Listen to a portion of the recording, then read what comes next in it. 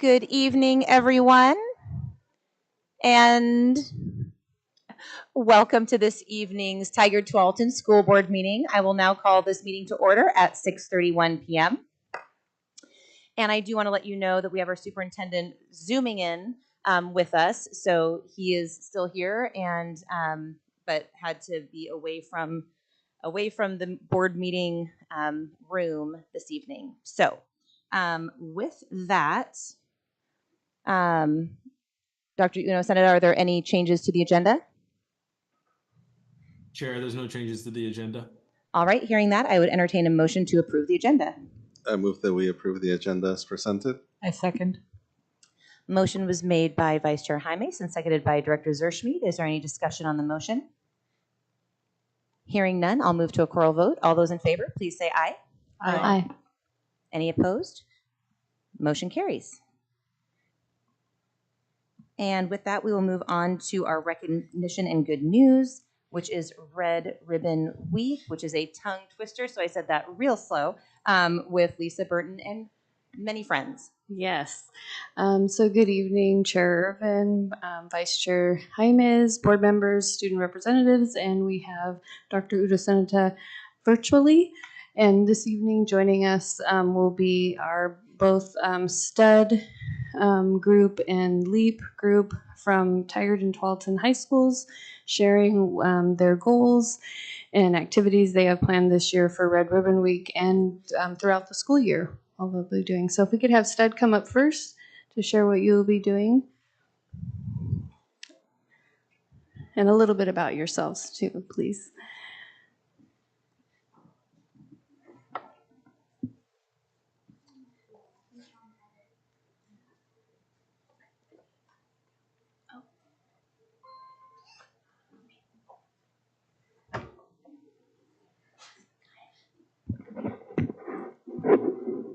Hi, I'm Evian Conroy, and I'm STUD's co-president. Hi, I'm Joshua Block, and I'm STUD's secretary. Hi, I'm Reese Scott, and I'm also STUD's co-president. Hi, my name is Nathan. I am the co-president for Work to Be Well and a project manager for NHS collabing with STUD. Hello, my name is Maya Cash, and I'm here representing Tigard Service Club.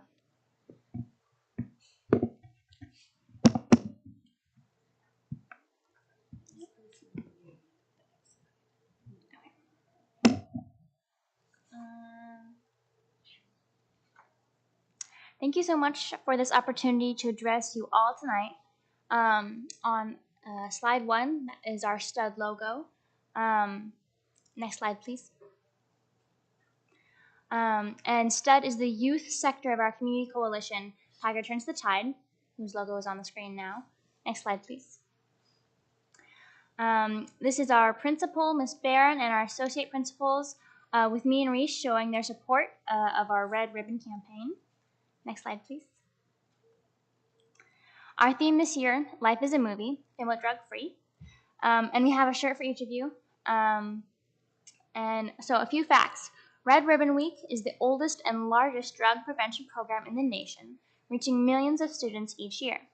Their mission is to lead and support our nation's families and communities in nurturing the full potential of healthy, drug-free youth. The Red Ribbon theme this year is Life is a Movie, family drug-free. We have several events and activities planned for the year. This week is our big one with National Red Ribbon Week underway.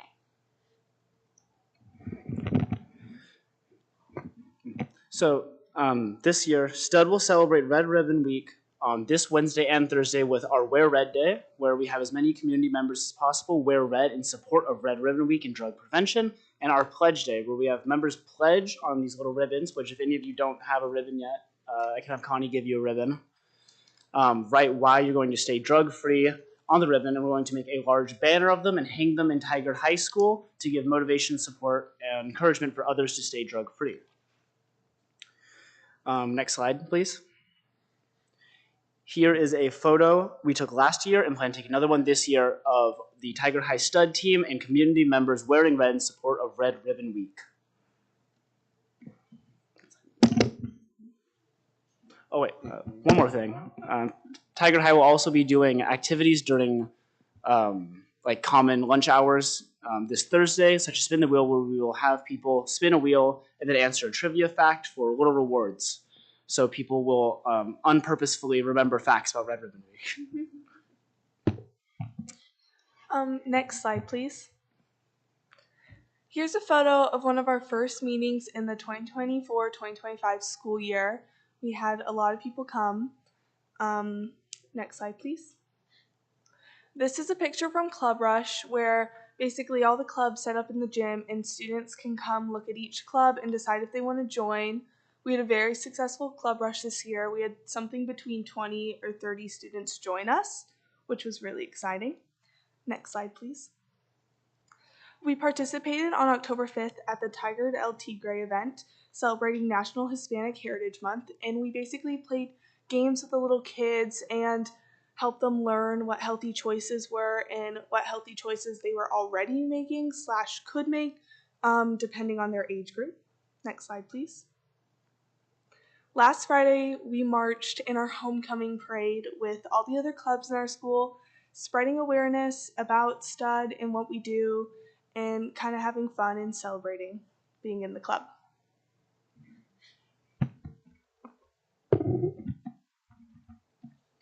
Next slide, please.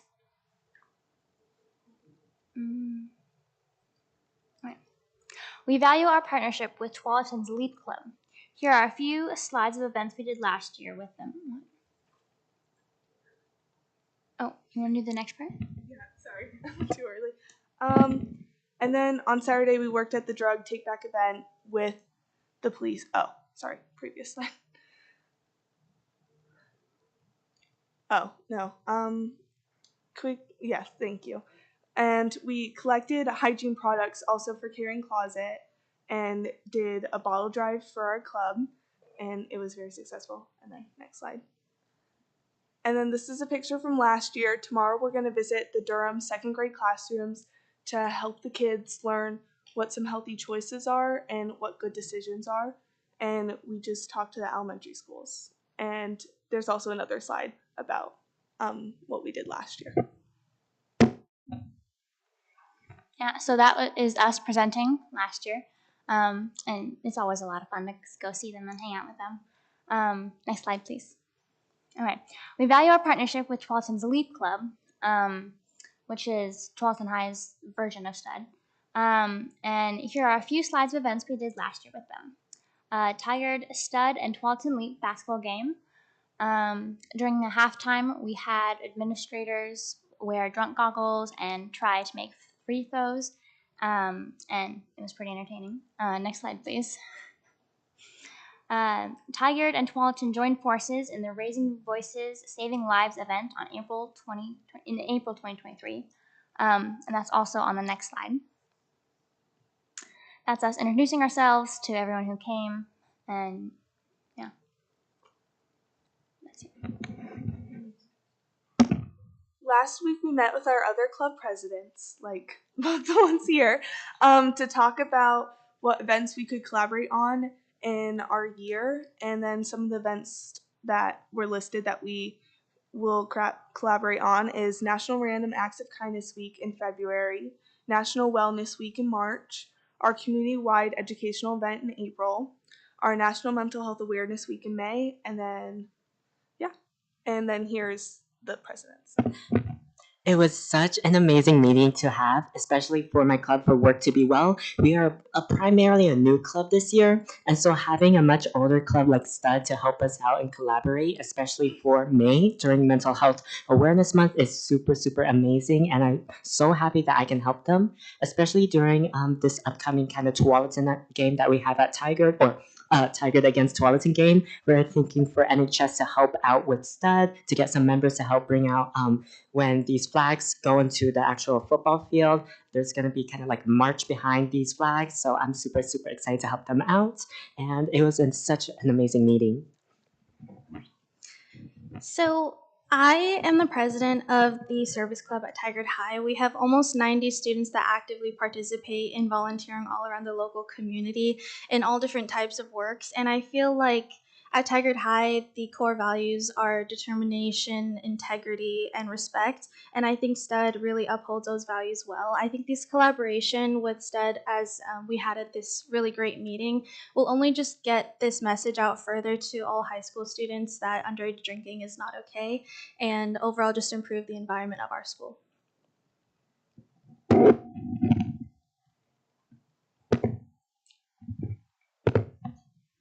Okay. So I'm going to cover a few slides. There they go. A few slides of things we did last year and that we plan to continue on doing this year. So next slide. So here's the Tigard High Mental Health and Hope rallies. We just kind of rally together and get the spirits up for people who are struggling mentally, because you can tell someone the matter, but when you have a bunch of people telling you matter, and there's that connection you form between people, it really gives hope to students in the community. Next slide, please. This is the one we did more recently. It works every year. It's great fun, and it really gets the hopes up with students. Next slide, please. So this is the nationally, I don't know if celebrated is the right word, but it's the Random Acts of Kindness week that is every year. And it's just a week to kind of give random acts of kindness to people, whether you know them or whether you don't know them. It spreads joy throughout a community. And it's just a really nice thing to do. It's a happy week out of the year. It definitely makes a very happy week for students and students and staff alike. All right, next slide, please. So here's National Wellness Week, which is a nationally celebrated, I don't know if it's a holiday, but it's a week of focusing on the 8 different dimensions of wellness, mostly physically, mentally, spiritually, kind of just making sure that you're sound and you're living your life happily. And STUD definitely thinks that celebrating this is very important as a community, making sure that everyone within the community, whether you're in STUD or out of STUD, keeps care of their wellness. Next slide, please. This is the National Mental Health Awareness Week, and of course, although STUD's name only says stopping underage drinking and drugs, we're very much in tune with keeping your mental health in check. And every single year we do big get-togethers, big rallies to have everyone know that they matter and their mental health is important. Next slide, please. And then every year, STUD has an end-of-year celebration. This isn't like an actually celebrated holiday or anything. It's just we work hard all year. We should have some fun. And it definitely raises the spirits and gets more people to join STUD, because who doesn't love a good party? Okay, who's next? Thank you all so much for hearing our presentation. Please join us in being the light. Shine your light and make a positive impact on the world. There's nothing more honorable as helping to improve the lives of others. That is a quote from Roy T. Bennett. Next slide, please, I think. No, sorry, the one before that. Okay.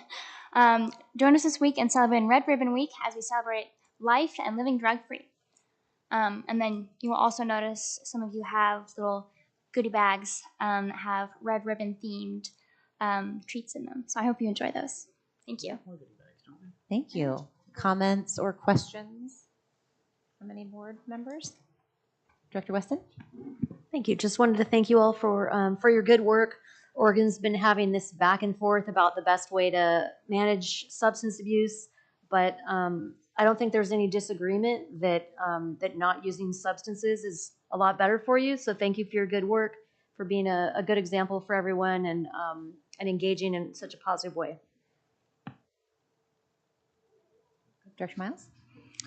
Yes, thank you. I saw so many of you in so many of those pictures. Like, you're really busy at so many of those events. Thank you so much for the mission of what you do and the dedication of what you do. I really appreciate also that you reached down into the lower grades. I saw I think it was a picture of you at Durham, and because the little see high schoolers as role models. And so really reaching out into those other grades is really important. So thank you for all the work that you do. Vice Chair? Yeah, just want to echo the sentiment. Thank you so much for everything that you guys do. I saw you guys at the parade, so that was great. And like Dr. Miles said, it's the littles, they just love you guys. And so thank you for reaching out to them and including them into what you're doing, because as you grow from from below, right? They'll see that you guys are doing this, and it'll become a great cycle. So thank you so much. And if I could just tag onto that, thank you. You guys are amazing. But also, when you're reaching out to the littles, I don't know if you realize they will listen to you in a way that they won't listen to old farts like us, right? Because you are, while you're older and wiser and a role model for them, you are not so far removed that they can't imagine ever being that person. So it's really important. So thank you very much for that. And I would only add, and this came up last meeting with the Mitcha group, but the collaboration that I'm seeing between groups is so cool. And so I really just love all of you guys coming together for really some really important common goals and mission. And even though they don't always align perfectly, or the names don't necessarily mean, like with STUD, that might not mean Mental Health Awareness Week or whatever, it really is so intertwined. And so I think, again, normalizing all of this collaboration, working together, like Nathan said, sort of like learning from people that have been doing this longer, and then what can I offer because I'm sort of reaching a different group. I think that's really, really great. And then really quickly, remind me because I want to do my assignment correctly, what we need to write on here. So you can write your name and why you choose to stay drug-free. Perfect. All right. And also, I want to thank Connie because we have some incredible leadership and help coming from some grown-ups in the crew. So thank you, Connie, for all your help too.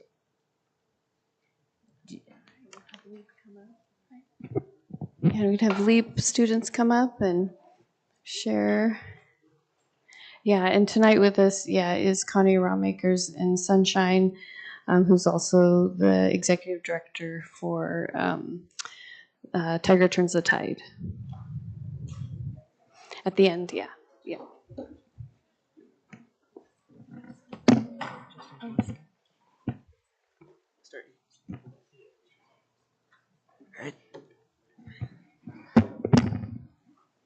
Hello, I'm Justin Sampson. I'm a member of LEAP Youth Alliance. Hi, I'm Cosima Slider. I'm co-volunteer coordinator for LEAP. Hi, I'm Bergen Lean. I'm LEAP's vice president, and I'm a senior at Tualatin High School.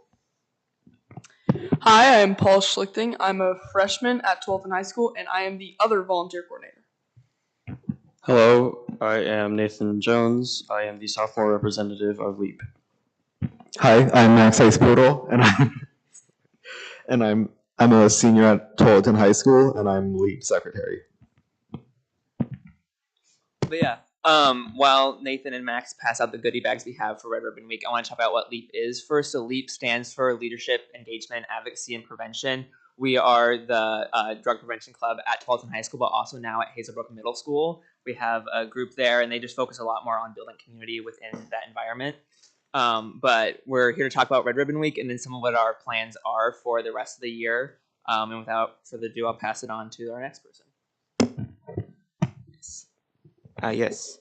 What is Red Ribbon Week? Red Ribbon Week is a week that celebrates the life of Kiki Camarena. Kiki Camarena was an American intelligence officer. Was an American intelligence officer for the Drug Enforcement Administration.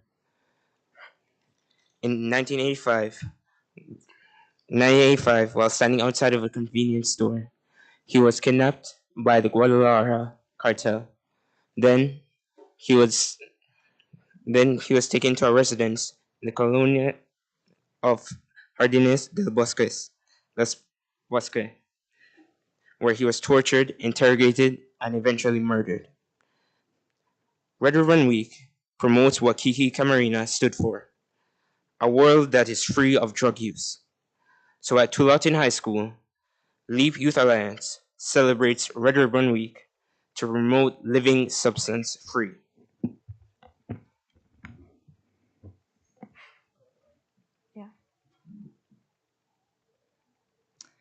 This year, the Red Ribbon Week's theme is Life is a Movie, Film Drug-Free. To celebrate this, LEAP will be hosting a special screening of Coco coming up. And this event aims to unite our community and foster conversations about drug prevention. Attendees can enjoy candy, snacks, and drinks while watching the movie. On November 1st, during the football game hosted by Tualatin against Tigard, LEAP will be partnering with STUD to show our unity in the message of drug prevention. At this event, we will be marching with the band and cheer during a pregame lap where we will be promoting Red Ribbon Week with the local fire department, SROs, our district representative Andrea Salinas, Tualatin Cheer, Tigard Cheer, Tualatin's marching band, and many other local organizations. During this game, LEAP and STUD will have booths on the track by the south end zone where people can participate in Red Ribbon Week themed events where they can win prizes. As you can see, LEAP's been really busy already this year. Previously, we have worked with, and we've been in the homecoming parade. We've also, this weekend, was at the local Winona Grange, volunteering at their Harvest Festival. We had our LEAP kickoff, and now this year we have around 30 active members at our meetings every Wednesday. Because of this, we've actually had to rearrange the way our room's set up so we can accommodate that many people. So that's super exciting to see. Upcoming events we have are a QPR training, which stands for Question, Persuade, Refer, with Tualatin's GSA, which stands for Gay Straight Alliance. This is on November 14th, and QPR works to talk to people about having a peer-to-peer conversation regarding mental health and just suicide prevention. We think this is super important to have, especially as we come up on the winter months where mental health starts to decline, also known as seasonal affective disorder. So we're really happy to see you guys, hopefully there, helping support the community. We have many more events planned, but these are the ones we definitely have dates for. But thank you for hearing us out, and we hope to see you guys soon. Thank you. Yeah, thank you. Thank you so much. Any comments, questions for this crew? Before? Just want to say thank you guys for coming also and for joining in the collaboration. Yep. And again, thank you. And to your, I don't think Cindy is here. No, she's at a city council meeting. Yes. So again, thanks to her and her leadership, and again, for you guys to come and really share all the work that you're doing across grade bands and different, just kind of branching out into different ways to reach kids, reach your peers, get that message across is really awesome to see. So I appreciate that. I also appreciate the longevity with which some of you have served. I recognize some of your faces from several years ago. So thank you for being such a strong core group for your schools and for your peers. Director Weston, sorry. Yeah, thank you. I want to also say I really appreciate covering the historical context. This is Red Ribbon Week's been going for a long time, and I think a lot of people forget where it came from. So thank you so much for also including that and for all of your good work. And I think, that we're going to have, do you want everybody to come up this way for a picture? Okay.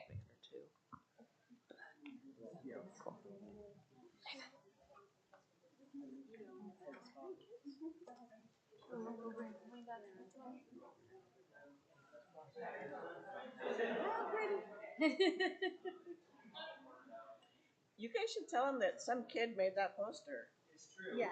That's one of the LEAP kids. Oh, Yeah, I mean, that's awesome.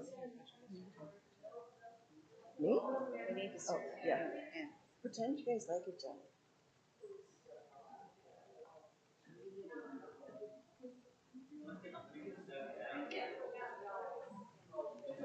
Okay, yeah, that's good. That's great. There, that's perfect, y'all. Okay. Dr. Udo, say hi. All right. Thank you so much. Yeah, I'll share. Smile, you're That adorable. was all. Thank you. Good job, guys. Thank you.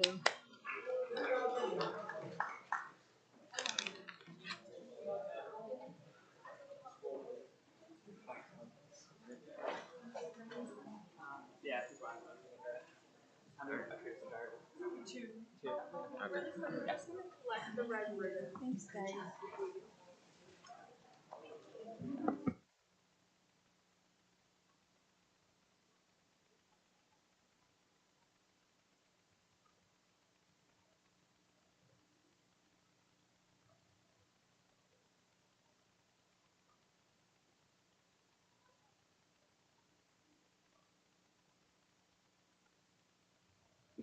All right. So while we are finishing up our red ribbon activity, We can go ahead and start student representative reports. So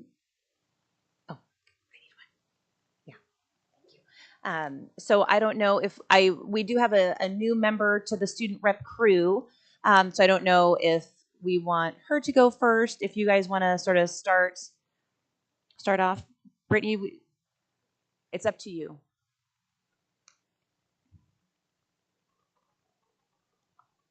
Okay, we'll pause for the red ribbon bit. I know.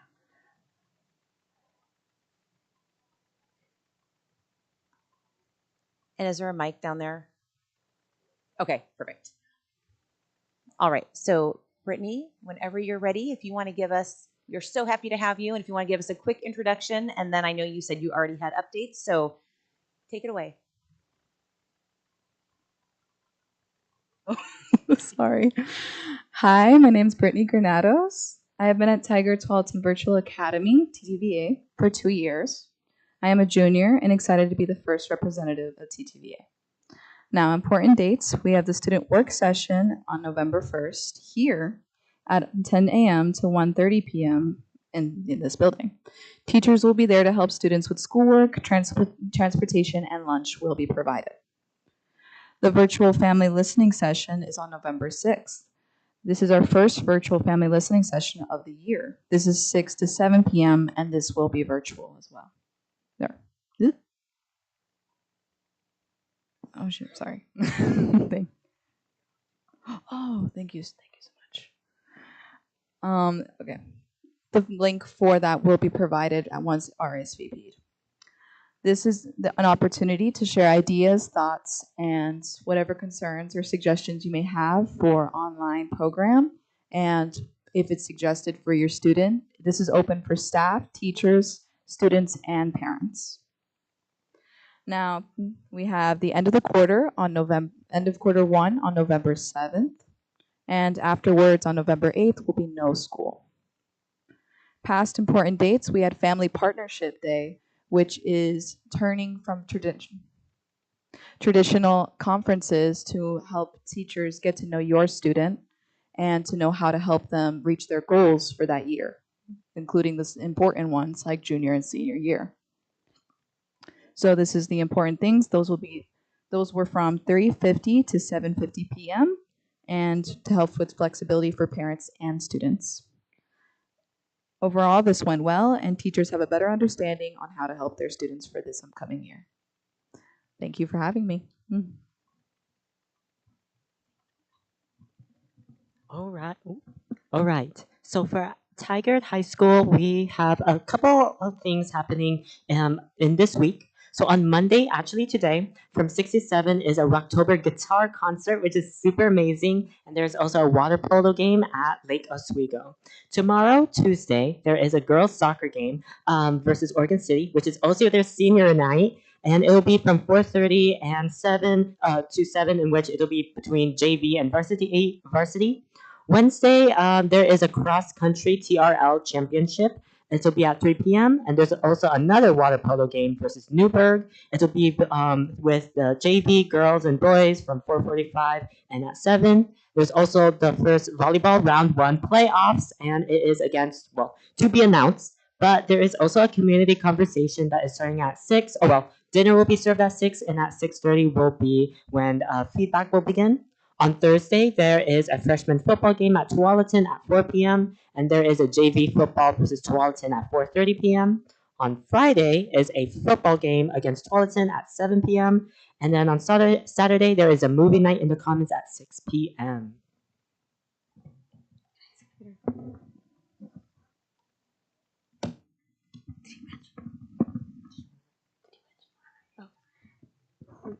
Oh, okay. So homecoming was last Saturday, which was our homecoming week. So we had our homecoming assembly on Wednesday.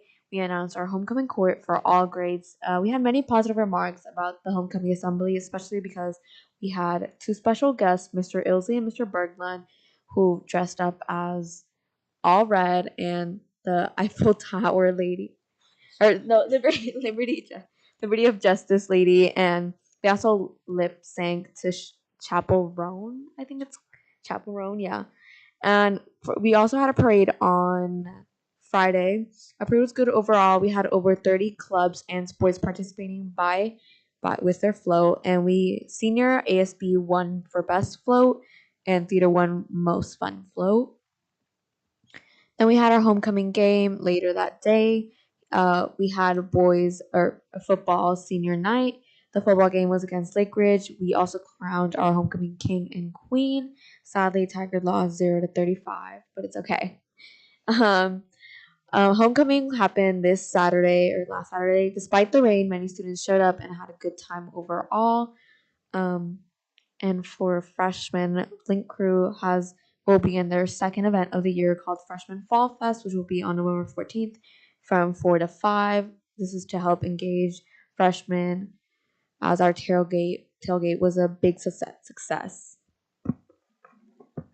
One more thing before I go. Wednesday is also picture retake day. So if you had a little bit of a messy picture, make sure you take that.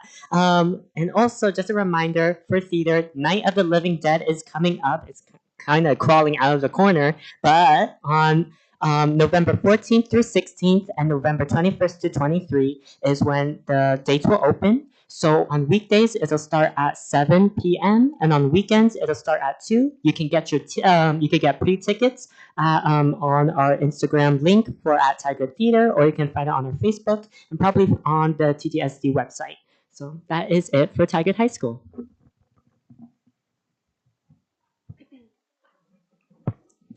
At Tualatin High School, we just had our parent-teacher partnerships last Thursday and Friday, which also gave students the 4-day weekend. As a student, that was very nice, very worth it for me. And from feedback from other students as well as parents, parent-teacher partnerships went very well, very smooth.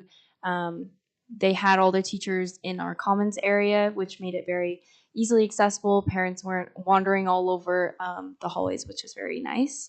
College apps are also due November 1st, which is this Friday. So like myself and many other seniors, we are all stressed, but we're getting through, we're pushing through. Today is the Chamber Orchestra concert, which is happening as we speak, and Picture Retake Day was also today. Also, along with Tigard during their homecoming, I know Tualatin students that attended Tigard homecoming, and there was a lot of positive feedback as well. This week at Tualatin is Culture Week.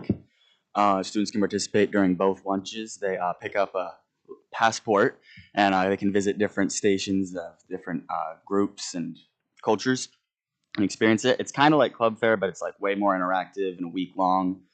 And for example, GSA had like coloring, bracelet, and pin making. Jewish Community Club had a Kahoot. They served latkes and had dreidel activities. And then for fall sports, they're coming to an end. And Tigard and Tualatin met in boys soccer game last Thursday. That the way it worked out meant there was a playoff spot on the line for the winner, and Tualatin did win that 1-0. So they will start their playoffs later this week. I believe they play Saturday. Girls soccer is also in a good position to make a playoff run. Additionally, we have the cross country Three Rivers League Championship this Wednesday, and cheer as a competition at Clackamas on Saturday. All right. Well, thank you so much for all of those updates. Feels like it's always a busy time of year, but it's fun to hear all that's going on. So I really appreciate that. And again, welcome, Brittany. I'm really excited to have your voice at this table. All right. So with that, we will move into the superintendent and board communications. So Dr. Udo-Sanada, it's you. Thank you very much. I actually see 3 pictures of myself, so I'm going to pull up my notes so I don't have to be distracted by myself. Apologies I can't be there in person. I'm just a little under the weather and want to make sure that I'm not giving my cooties to anybody. So thank you very much for accommodating me while I'm not there in person. So just a couple of updates for you. One kind of lengthy update around my 100th day on the job. But first, I want to recognize our principals because October is National Principals Month, and our principals have such a big job, and we rely on them to be community ambassadors, instructional leaders, fiscal managers, and visionaries. And next to being a teacher in the classroom, they have one of the greatest impacts on student success. And I personally have served in the principalship 7 years as a high school principal and 2 years as an assistant principal at a high school. And I can tell you that it's one of the most rewarding experiences, but it's also really challenging. And it also gives me really deep appreciation for all the work that our principals do. We have just over 30 principals in our district, and we're thankful for everything they do. So happy Principals Appreciation Month. Also, October 8th, that marks my 100th day on the job. And for my report tonight, I'd really like to focus on how things have gone for my first 100 days of onboarding. Let me see. Is there a way that I can, Thor, that I can track the presentation as I discuss? He is saying yes. Okay. Right now, and I apologize for the technical difficulties. I just see a mirrored picture of myself. So I see two pictures of myself and I don't see the presentation. But earlier I was able to see the presentation when others. And Thor's asking which presentation you're wanting to present. There should be a 100-day Canva presentation that Alex Pulaski sent to you. We're grabbing that. So okay. I'll hang tight. Please hold. Actually, I don't even need to start the presentation yet. I have some other things to share about it. So we can bide our time and not lose any precious time in the board meeting. So for me, in my first 100 days, I presented a plan to the board when I started and solicited a little feedback. And my primary focus was to learn as much as I could about the community, to explore, to stay curious. And what I did is I developed a 100-day plan organizer to monitor my progress. And I organized it into about 5 or 6 different areas. One was to meet local leaders in the community, to meet principals, to meet the board members and get to know our board members on a deep level, to sit down with each cabinet member to understand where we've been as a district and where we're going, to make connections with community partners, and to really engage those who are part of our greater TTSD family. So that's meant that I spent a lot of time, it feels like 100 meetings, but a lot of time of meeting with police chiefs, working with our local electeds, sat down with every principal. I met with the folks from STUD and LEAP. I did morning meetings. I did classroom visits. I visited people at their community events, and all of it was around trying to make a connection with people. So there might be a slideshow. We're working on it. Okay, no problem. And so I will just I'll continue, and then if it comes up, it comes up. And so in the slideshow, it's great because what I was going to do is show you all the graphs and charts of how many meetings I had and who I met and things that we're able to achieve around budget, around meeting, around systems. But really what I want to do is talk about connections. I think connection is really important. And when I met with the board earlier this year, there was 2 goals that we set out, and one was around connections and relationships and building relationships, and the other was around identifying an area of focus for next year. And so I put a lot of my energy towards making that connections and building connections. And for the one-to-one meetings that I had, and I had, like I said, a lot of meetings. For the one-to-one meetings, those are really my favorite and easiest, I guess, because I enjoy getting to learn about others and find our commonalities and understanding others' perspectives. But every now and then I had to go outside of my comfort zone. And if you do see the slideshow, you'll see a picture of me addressing a crowd at the Tigard High School football game. It was at halftime, and my goal was to introduce myself to the crowd, talk about our local option levy, and we see it now, so we Oh, can see you your see it now? presentation. I'm not sure if you can, but we can. Okay, perfect. Yes. Excellent. Thank you very much. So there's that picture of me addressing the crowd, and it didn't help that we were down by 30 points, and I was the one thing standing between parents and the senior dance team or the dance team going on the senior night and youth football performance. But they're very gracious, and it was just an example of thinking outside the box to make connections with the greater school community. Can you go to the next slide, please? One of my favorite things was to visit schools. I visited every comprehensive school and most programs. I still got to get into the WISE program. My apologies to the WISE staff. But I really love to get into schools because it's an informal way to learn about school culture, community, and also just to develop relationships with people and create a visibility between, especially when sometimes it feels like there's a disconnect between district office and our buildings. On the left-hand side, you can see that's the first day of school at ARE, talking to Miss Sai's class. And then some of my favorite things to do was to visit schools and visit classrooms, and also lunchtime, of course. On the bottom right side, on the bottom, you can see I'm pointing somewhere, and this is the blind leading the blind. This is the first day of orientation at Tigard, and I was trying to be helpful and direct students where to go, but I actually was very unsuccessful. But I did just value being welcome to the school, and as it stands right now, I try to get into schools about 2 days a week, and my goal is to hit 4 or 5 schools a week.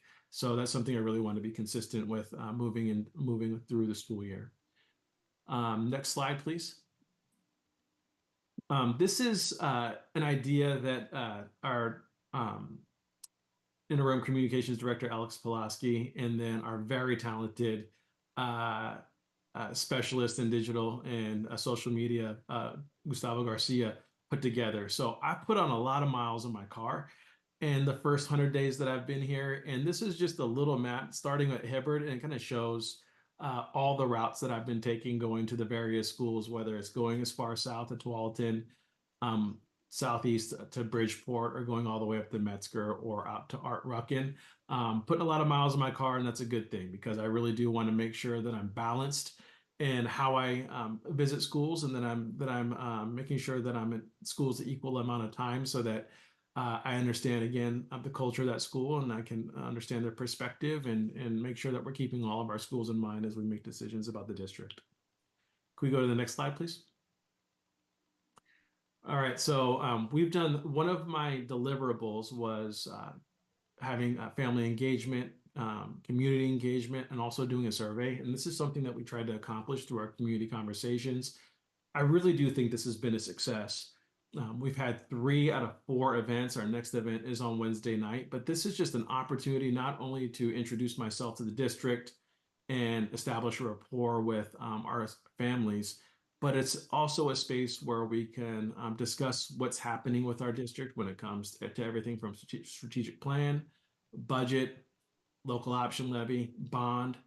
And we tried to structure this in a way where we really solicited input from families, so we were able to ask about their priorities, and then give families an opportunity to talk. And I feel like this has been a success because it's given us an opportunity to have a structured place for authentic engagement. And as we continue to solicit feedback, we can adjust how we do this looking forward. And could we go to the next slide, please? Right, so I normally meet community groups wherever they meet and how they meet, and just try to learn a little bit about what they're doing and then share a little bit about myself. So in this slide, you'll see some of the CBOs that we've met with. On the bottom left side is the Tigard-Tualatin Foundation for Education. On the upper right-hand side, it was an early morning Chamber of Commerce meeting, and there's been many other groups that we've met.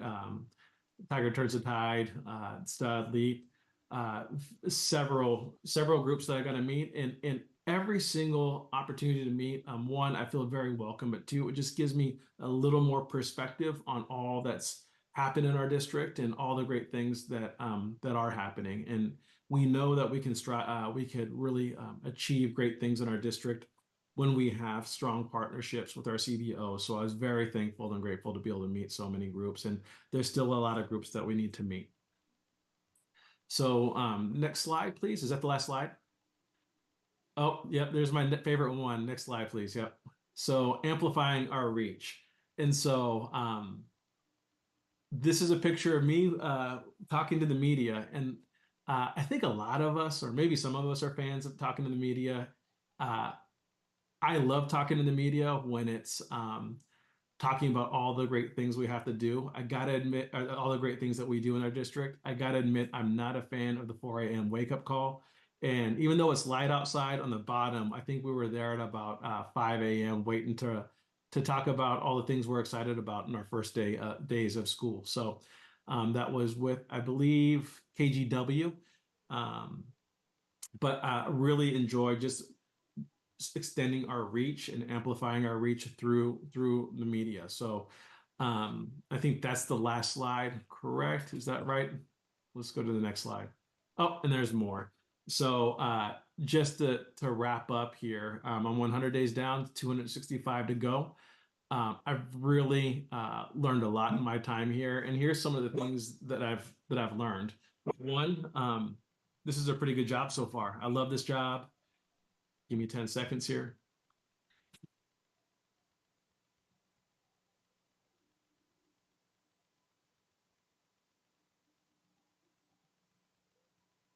Sorry about that. The perks of working at home is sometimes you get a barking dog.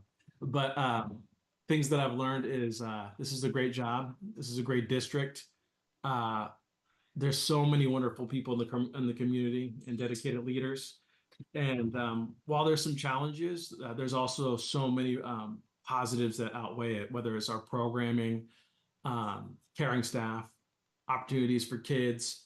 There's just a lot of upside in this district, and overall, it's an amazing school community to be part of. Some things that aren't pictured in this slide presentation are some of the good work we're doing with the board. We've had a board retreat and are scheduling another, and same with our cabinet. There's other leaders that we've met with that I mentioned that weren't pictured as well. The long range facilities planning is continuing to happen, and that was something that I've articulated in my 100-day plan, and we are soliciting input on the bond. And then one of the important things is continuing to strengthen our relationship with our associations. So there's still more to come as we move forward. I want to focus on student engagement. That's something that I feel like I can do in a more structured way, and something that's in the works. And also I want to engage our diverse communities, our CBOs like ERCO, REAP, and Juntos. Those are groups that I still would really like to engage and expand our partnership. And then in the next 90 days, we'd really like to focus on our budget, again, a mid-year retreat with the board to reassess our goals and see how we're doing. And then also continue to do a deep dive on our systems as we look forward to the spring and planning for next year. So thank you very much. I know that was a fairly long report compared to normal, but there's a lot that we accomplished, and I really want to share that with you in the community. Thank you so much. That was wonderful. For board member updates, anyone want to go first or that has something? Director Weston?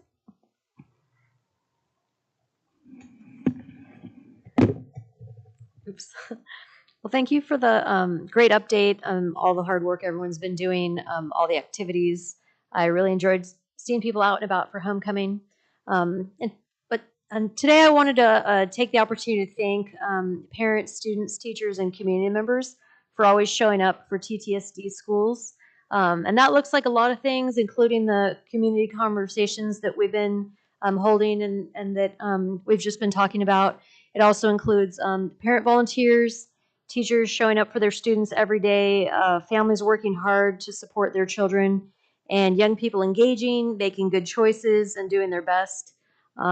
We also hear from community members about their concerns, disappointments, and suggestions for improvements. And, people don't always agree, but they show up because they care. And I think that the day people stop showing up and giving feedback would be a sad day. Families work hard to be part of a district that's doing well, and passionate parents, teachers, and caring community members give us important information that helps us be stronger, address challenges, and adjust systems as needed. So thank you for showing up. Please continue to support our schools. And I appreciate the chance to always do better and for our strong community that works together. Thank you. Anyone else? I would Director just, to piggyback off of what our superintendent was talking about, the community conversations, I was able to attend last week, and I was really pleased, first of all, the fact that the questions for the community are so open-ended. What is going well? What could we do better? Really lends itself to getting some very honest feedback from people, and I was really grateful for some of the things I heard. I was also pleasantly surprised to find out how much people like what we're doing. That was also very gratifying, but some really good constructive feedback on what we can do better.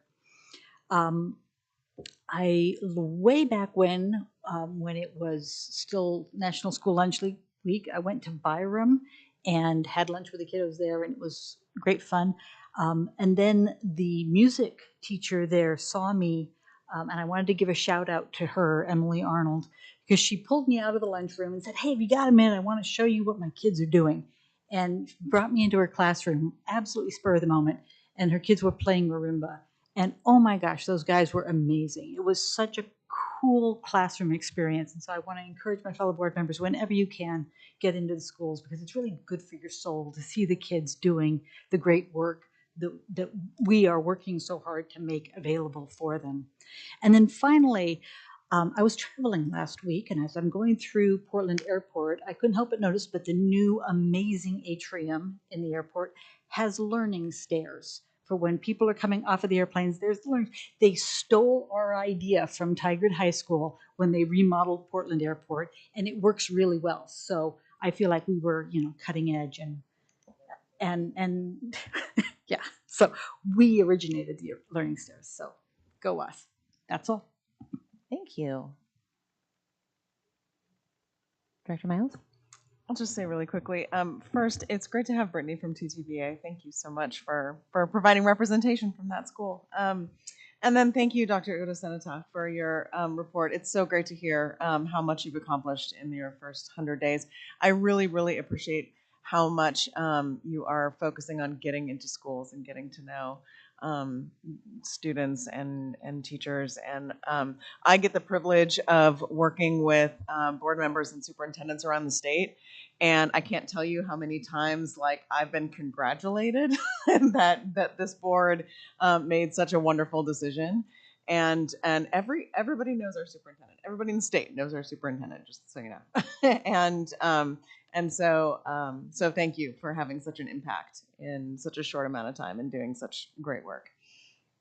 Thank you. Just to add, I think I'm getting to the point about getting in schools where some of our principals are like, "Can you come back another day? We've seen enough of you." So I think that's a good problem to have, but it's really flattering. I appreciate it, Dr. Miles. All right, I just have a couple things. I was going to go back to School Lunch Week also. I was at Durham also when the School Meals for All representatives were there, along with Representative Courtney Neron and Ben Bowman and some other community leaders, and that was really wonderful, just talking about the free meals for everyone, and we're really close. And about 94% of public schools now are offering free meals to their kiddos, and just really, there were some great conversations, then got to go see little kindergartners eat. And so that was great. That's what I did for elementary. I had already gone to Tualatin, and then I went to Tigard High School, and that was fun, and I have a kiddo there, so I commandeered her lunch. But did get to see the options that were available and just sort of the flow of that. So that was really wonderful. And then right from there, I joined sort of a delegation of TTSD folks and went to Chicago for the GFOA conference, which is the Government Finance Officers Association, and really dug into work around our AROI, so that academic return on investment, and how, especially in times when we are still advocating and pleading for more than just adequate state funding, how we can make the most of what we have and make sure that the programs and the initiatives and work that we are doing is targeting the kiddos that we want it to target and kind of getting the outcomes that we want. So I learned a lot there, and I appreciate the rest of the group that kind of let me tag along and learn a lot of new information. So that was great. Let's see, the homecoming parade was amazing. That was super fun to see a lot of familiar faces in the various floats. I was on one, so I also got to toss candy at people, which is always fun. And then that last community conversation, I just wanted to plug again, which is on Wednesday.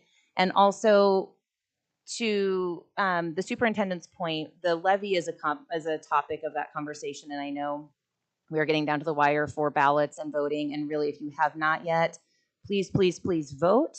Second to that, the levy is on this ballot, so please, please, please vote for the levy. That is critical to teaching positions and people in our classrooms for our kiddos. And then I just also wanted to echo really quickly what Dr. Miles said regarding the 100 days report that you gave. And really, we did kind of put you to task in a way of building connections and kind of rebuilding some community trust and relationships. And I think you have done that so incredibly well and with an authenticity that I think everybody recognizes and sees. And so I really appreciate all the collaboration, all of the time, all the miles you've put on going and seeing everybody, getting to know our staff, our kiddos, our families, because what we get to see when we're in schools often, and you get to see, is there are always going to be bumps. There are always going to be hiccups. There's always going to be kiddos that, or grown-ups that are just having a rough time for that matter. But really, our schools are doing really well. Our teachers and administrators are doing really awesome work. And so I love that you are getting the opportunity on a really regular basis to see that in action, because a lot of us see that when we're in schools or have kiddos in schools. So I just really appreciate your commitment to that. So thank you. And that is all for board communications. Patty, I'm just double checking. We have no public comment for tonight.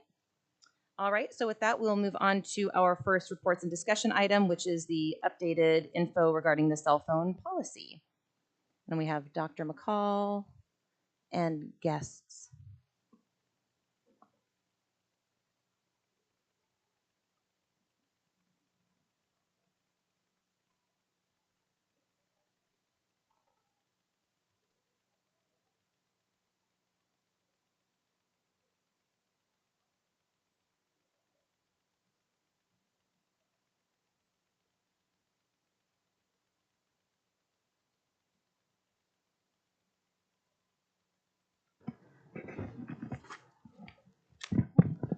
Good evening, Board Chair Irving, board members, as well as student reps.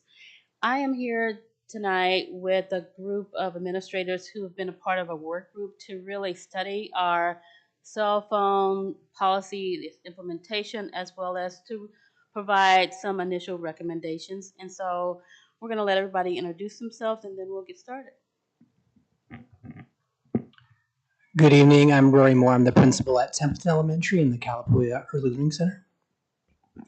Hello, I'm Marnie Watts, Tupelo Associate Principal at Fowler Middle School. Michael Delorba, Principal at Tualatin.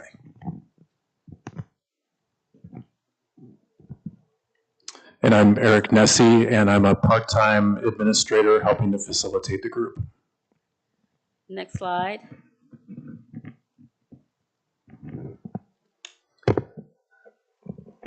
Thank you, Dr. McCall. We'd first like to start off with our agenda, where we'd like to share who participated in this work group and what our objectives are.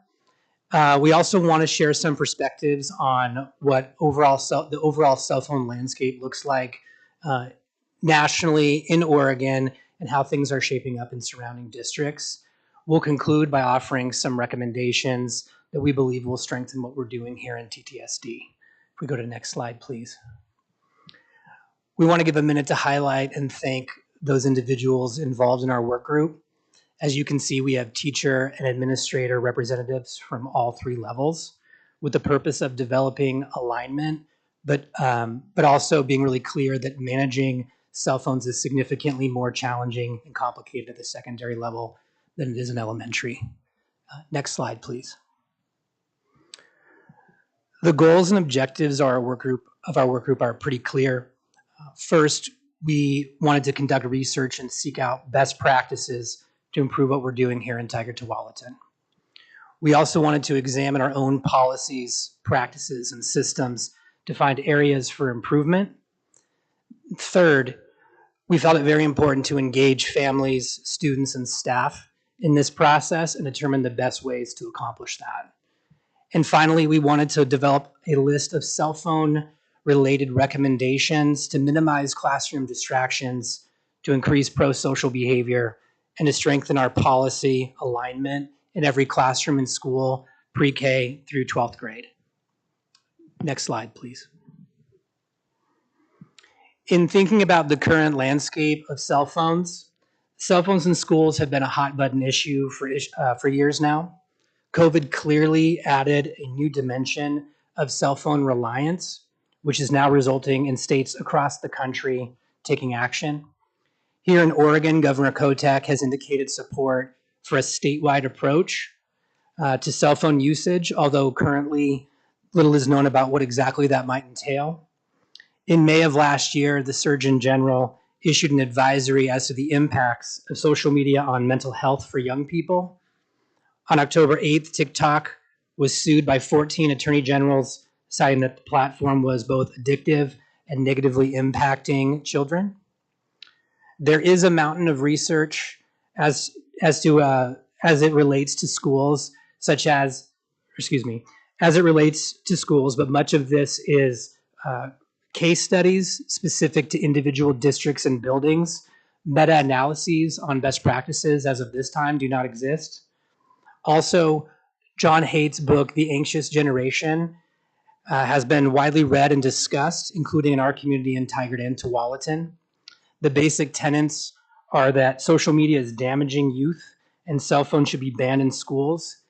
He believes that students and children at all levels need more more play-based interactions, less screen time. School leaders and parents alike are gravitating toward these tenets, with active parent groups galvanized around the phrase "wait until 8th," indicating that families should not provide students with cell phones until after they've passed 8th grade. All of this is leading to varying actions from school districts across the nation to attempt to address the impact of cell phones. So on the next slide, this sums up our current reality, and for that reason, I'm just going to read it verbatim. Identifying best practices around cell phone policy to protect instructional time and the well-being of our students involve accounting for the reality that most families are choosing to purchase them for children. The pervasiveness of cell phones and the varying views about how they should be regulated create an inherent challenge for school systems. Next slide, please. To underscore what I just read, this slide captures sentiments from two parents that participated in our recent community conversation meetings at Bridgeport Elementary and Tualatin Middle School. And as you can see, they are two very distinct perspectives and starkly highlight the challenges we face in implementing a policy that works for students, staff, and families. Regardless of where families fall in this continuum, as a district, we have attempted to focus our policy and energy on preserving instructional time in the classroom. Next slide. So as we can see, last spring, our policy was revised last year with a focus on reducing classroom disruptions. But we also believe that students, as they progress into high school, the need for them to learn how to leverage technology is an important life skill that we need to acknowledge and also we need to support. And so what we found this year, the implementation of our policy has led our administrators to be very optimistic over the first 8 weeks of schools. And as a district, we feel that it is that our policy is tiered to meet many of the differing maturity levels of our students from elementary, middle, and to high, and that optimistic. I was also like Dr. Udo in schools and listened to our administrators and asked questions about how's it going with implementing cell phone policy? And it was overwhelmingly positive. And so we wanted to make sure to call that out here tonight. Next slide. So this, we thought this might be helpful to just kind of share with you what some of our neighboring districts, the ones that are closer and to the border of TTSD looks like. And so if you look at the green boxes, they show where neighboring districts, schools, policies that are similar to ours in TTSD. You know, you see Beaverton, Sherwood, West Lynn, Wilsonville. They have a policy that's very similar to TTSD's. And we also wanted to show that some of the other neighboring districts in the red are not aligned with TTSD. Next slide. And So prior to TTSD creating a policy around cell phone use, it was really up to individual schools to come up with our own policy. And coming back from COVID, we were a little bit all over the place. I will say that over the past 2 years, the middle schools have worked together to become a little more aligned with our actual policy. And now we're all fully aligned with the TTSD policy. But what we're working on now this year is aligning our responses as well. The adult response to a cell phone or a personal electronic violation. So what's happening now at the secondary level is, as with any behavior expectation, we're teaching our behavior expectations of what are the expectations around cell phones. And then we're pre-correcting in areas that we can predict it might be a problem. For example, coming into school in the morning, we're thanking kids for keeping their phones away. In the lunchroom, we're reminding them that it's a cell phone free zone, that kind of thing. So pre-correcting and then giving a lot of reminders. If we see a student with a phone, we'll remind them what the policy is and then also let them know what will happen if we see it again, which would be they would have to turn their phone into the office. It would be confiscated. On the first time a phone is confiscated or a student turns it into the office, they can pick it up at the end of the day.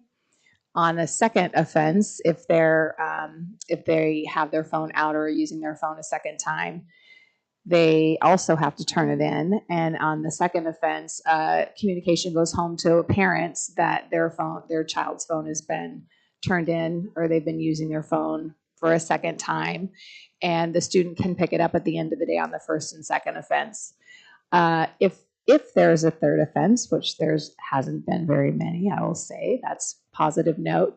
The phone gets turned in again, the parent communication goes out, and this time the parents have to come pick the phone up. The student's not allowed to pick it up at the end of the day. And with that, they're notified that the second offense, they turn it in, the student can pick it up.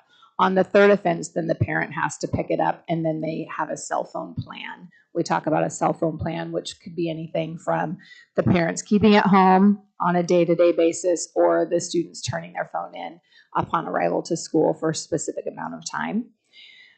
So that would be after the third offense. So I think it's important to note that currently fewer than 1% of our 6,000 secondary students have been on a phone plan or had their phone taken 3 or more times. And I would say that's probably less than 0.5%. Really not very many students at all are having to turn their phone in more than even once. And then the other thing that I didn't mention is how that's tracked. So the office staff tracks using a spreadsheet the first, second, and third offense, and then they're sending the communication out. So that has been a little more systematized across the levels as well. Even currently, we do not have a personal electronic violation in Synergy as a behavior discipline code, and that's something that we're looking at creating. So we'd have a better way to actually track how many times a student is on a phone plan or getting their phone taken. We don't currently enter phone violations into Synergy because we don't consider it a major behavior offense. So unless it becomes more of a non-compliance issue, and then it's been entered maybe under noncompliance or insubordination, or maybe under a technology violation. So there really isn't any clear way currently to track how many phone violations we've had. So by adding a separate category, we'd be able to track that. And it still wouldn't be entered into Synergy every time a phone was confiscated. It would only be once a student was on a phone plan. So I think that is important to note as well. But overall, we feel like our current policy and practices are going pretty well, and our data collection system that we have in place right now is indicating that to be true as well. Next slide. So this is our last slide, and it's really, I would just like to note that our initial recommendations, we have surveys that we distributed last Friday, and we will be reviewing those surveys so that we can learn more about how we should proceed with any additional recommendations. But at this time, we will continue to roll out our implementation of our new policy. And building administrators, again, are optimistic about what they have seen thus far. And also interested to note that a district technology committee is being assembled. And amongst other things, this committee will address a K through 12 or pre-K to 12 teaching scope and sequence. And also we'll be strengthening our pro-social school connection points in a way to give students an alternative to cell phones. So this is really an exciting opportunity that will require developing a long-term vision and approach. Conversations are underway to initiate some of the this visioning work at the middle level and after-school activities. So like I mentioned, we delivered a survey at the end of last week, which is scheduled to close at the end of this week. And we will update the board with the survey data and any other recommendations in the future. So that concludes our report. Are there any questions? Questions, comments? Vice Chair?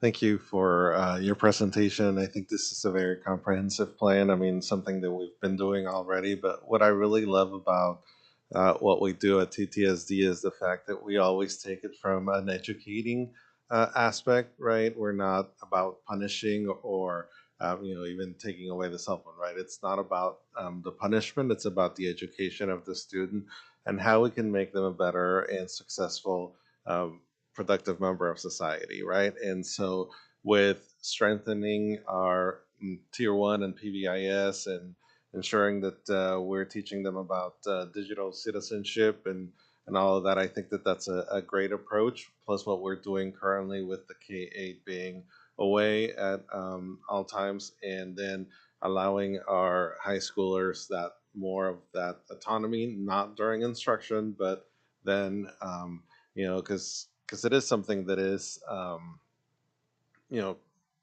necessary evil, you can call it, but something that that our high schoolers do need. Having 3 high schoolers myself, I know that communication between myself and them during instruction time doesn't happen, but when it's not during instruction time, I think it's good that I'm able to send them a quick text or whatnot. And so I really, I think, really appreciate how we at TTSD handle all of our policies and how we are about educating our students. And I would just like to add, because I've received a couple of comments from people out in the community about how I've tried to go and find your cell phone policy online and I can't find it. And I want to just let people know the board's policy on cell phones is actually it's called electronic devices, and this is not that policy. The board set a very high-level policy about cell phones will not interfere with education in our schools. This is a district policy that is evident in our Student Rights and Responsibility Handbook, and so community members and parents who want to find out the specifics of it should look there not on the district's school board policy website. But I echo what my fellow board members have said, that I think this is really good work. I'm glad that it mirrors what districts around us are also doing. It gives us a good sense of this is what our community as a whole wants. But I'm also really glad that we're talking to our students, our community members, our parents, our teachers, to make sure that we've got something that works best for our TTSD folks. So thank you very much for all of the work that went into this. It's great. Kristen and then Crystal. Thank you for all the work and thought you've put into this. The first thing that I started thinking about when this came up is just, and I know that teachers are doing this, but just ensuring that students with IEPs or 504s that have something written into their plans that requires them to have music or something else that they would access on their phone, that continues to be served, noticed if they don't have something like an iPod or some other device.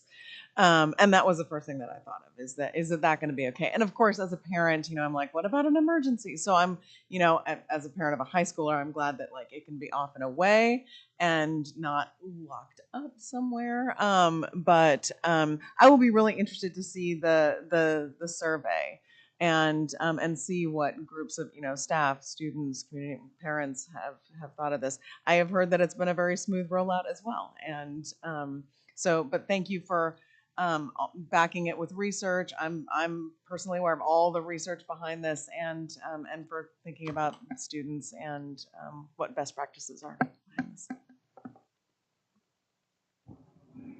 I just wanted to say thank you, first of all, for addressing the issue thoughtfully and thoroughly. And I agree, it's a really important issue. I've heard of a situation where a group of high schoolers got together and one of the adults had them all put their phones in a basket. And afterwards, the students commented on how much fun they had and how great it was. And it kind of made me sad to think that that's not something that they could just have all the time, and that their interactions are changing along with their learning and all these other things. So I want to thank you for the work. I also want to make sure to mention a related issue, and that is that if we are able to reduce use of cell phones that students are bringing from home, but then we're handing, especially our youngest kids, an iPad and requiring that they be on it all day.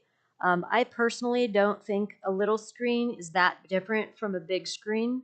And I want to bring up a few points along these lines. So excessive reliance on iPads is related to changes in attention spans. The type of feedback you're getting on an iPad is different. And it's engaging, but sometimes that level of engagement and stimulation is not always a good thing. It's also confusing for some people, for some students, to be on a digital device the whole time. It's confusing. It creates multiple ways to turn in assignments. And sometimes it's just distracting and hard to engage. It's less tactile. It's not the same as picking up a book or writing something with your hands. And if you look closely at some of the activities that are billed by some of the companies as really educational, they're really a lot like video games. And I also want to bring up that our young people are very smart, and they're very good at bypassing security controls. And I've been to events and seen people bypass the security and access video games, even at outings that should be a real highlight. And I've heard from multiple people about how their kids are able to get in, access YouTube or other inappropriate content, or just mess around on games. And so I want to bring that up. I think it's really important. I know our curriculum is on these iPads, and I know some people think it's the wave of the future. I actually doubt that, but we'll see. So thank you. Thanks, Director Weston. We actually have a work group that's looking into the efficacy of our iPad use. That's being led by Susan Bernard, Director Bernard. So that is something that we're looking at. If I could come back just to the matter of the cell phone work group real quick, I just want to take a moment to thank our team. I really pushed them to be holistic and to use research and to go deep, and they met that challenge. And I know that it's taken a little bit of time, but we want to do a thorough job on this. So I did want to thank our board and the community for their patience on this. And something that's really important to us is taking into account all perspectives. Um, when we say that we want to take into account all perspectives, that's not just lip service. It's something that we care deeply about. And so it's about trying to make sense of families that have one reason to be in opposition of having students having access to cell phones, and then families who, for a lot of very good reasons, care deeply about their students having access to that. And so what's important to our to us is that we get this right. That it's not something that we um, make a hasty decision on for one reason or another, and then feel like we really have a big miss with it. We want to really get it right when we ask the board to consider it and take action. And to that end, one thing that I'd ask you to consider is what your next steps would be after we give our recommendation. It might be to process the survey in a work session, but it's just something to be thinking about moving forward.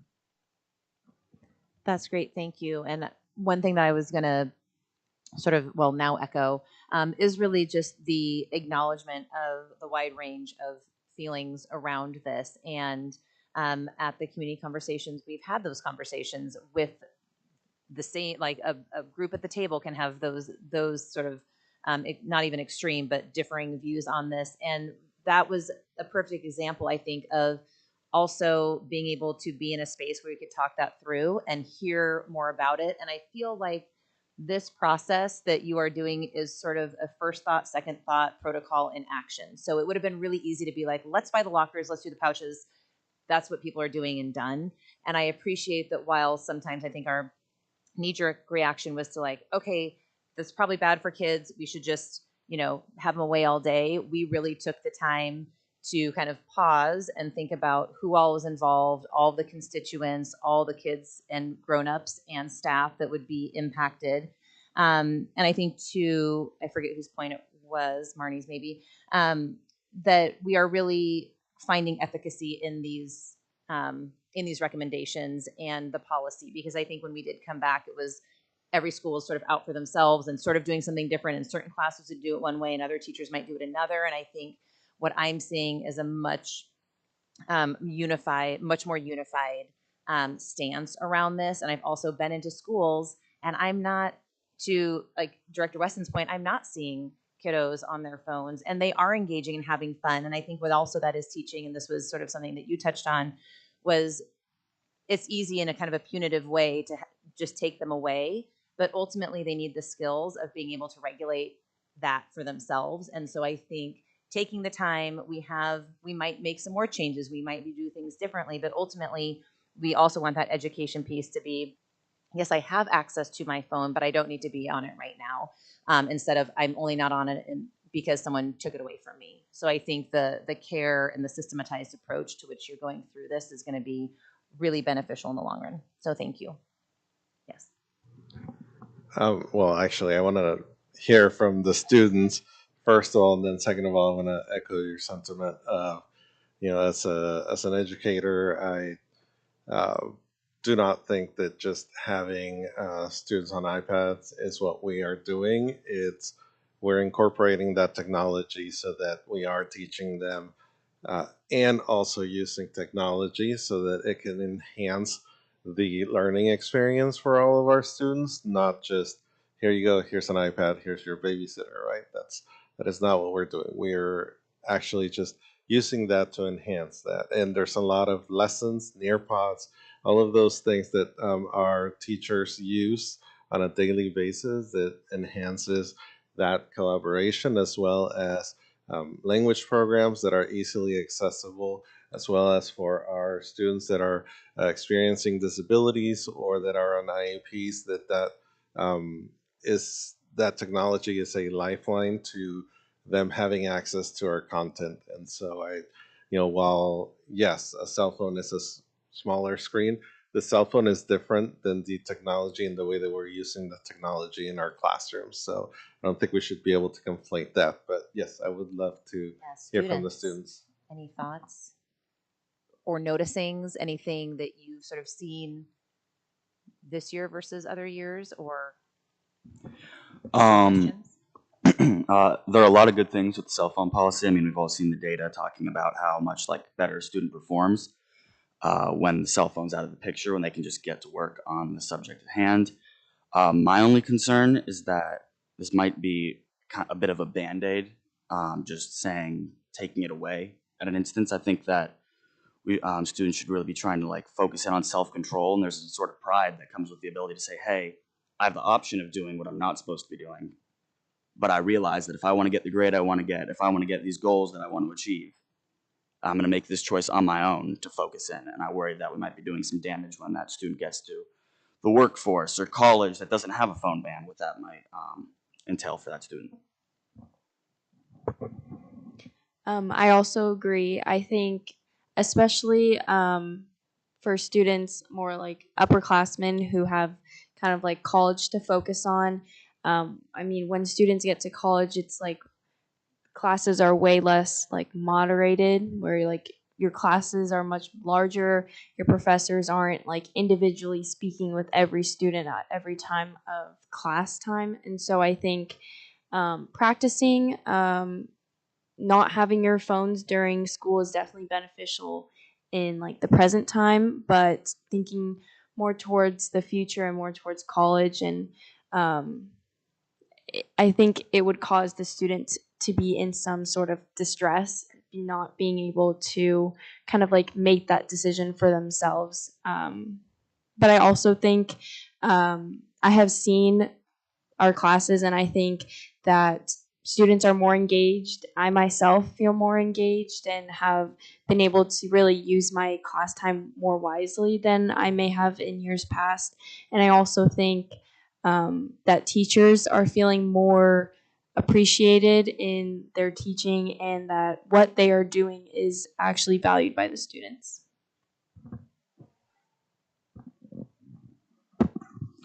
I also agree with Jamie and Sky. I feel like this phone policy has helped a lot with our engagement at our schools. I, again, personally also have seen how a lot of people have started to engage more, especially because if we see your phone, we get it taken away. And that's kind of encouraged people to be off it and just pay attention. And I also agree, teachers have been feeling more appreciated. Before, people, even if the teacher would say, don't be on your phone, people would still be on it and it'd be disrespectful. And a lot of times they wouldn't face any consequences. But now that there's consequences, students have started to have more of that self-judgment, being I shouldn't be on my phone, I should be paying attention. So I think it's a very good idea, and putting our policy in check now. I personally believe that there's a lot of benefit for the policy, but also at the other hand, I feel like I guess I'll tell a story. But I remember when I was a little kid, when another student would be really rowdy in a classroom, and the teacher would get a little bit frustrated and would have to address the whole class and be like, "Oh, remember to be respectful and all this," and get kind of a little bit angry. I just remember sitting there and being like, what did I do? I'm sitting here being okay. I'm just doing my work. And with this phone policy, I personally feel a lot more restricted. And I feel like I'm being punished for things that other students are doing. My teachers can vouch for me. I already don't use my phone in the classrooms, and that's been consistent since freshman year because I truly respect my teachers, and so I put my phone away already. And so with this phone policy, I feel so much more restricted in the sense that it's actually hindering my ability to be productive. I already am using my class time to get my work done. And with that, I have a lot of free time in class to do work, but I can't because a lot of the work that I use is on my phone. For all the clubs that I help run, I use messages. I use Instagram to talk to all of my officer groups. I use it to communicate what I'm searching for, like Amazon or something like that. And I can't do that and I feel so bad always asking my teachers all the time for permission, which I already do. I always, because I'm scared. I'm scared that I'll get punished. I'm scared that I remember this one time I was looking for my locker number. I still don't know where my locker is in the hallways, but I have to go through student view. I have to look through my phone to find it, but I'm scared to still get my phone out to do so. And I feel like the hall monitors would understand and would help me, but there's always that initial reaction that's like, oh, I see you with that phone. It must be something bad, especially with this phone policy. And so to me, personally, I just feel it's a lot more restrictive and it doesn't help kids that are already following the rules and are already following the policy before it has been really enforced. So that's my personal opinion.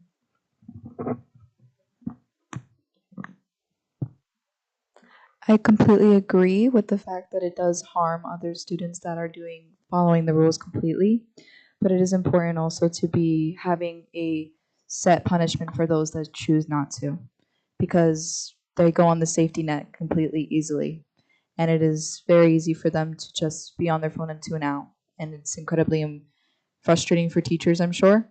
So it is important, obviously, to have to enforce something like that, but it is having its cons as well. That's it. Thank you so much for all those perspectives, and I could see everybody taking notes, and it'll be interesting to kind of see all of that with the rest of the survey results and really kind of continue to have this dialogue and conversation, and we can all be part of that in a work session to kind of look at what those next action steps are. So thank you so much on all the work that you have done. I know it was in short order, but I appreciate it. Thank you. Anything else, you guys? All right. And next we have our community engagement update.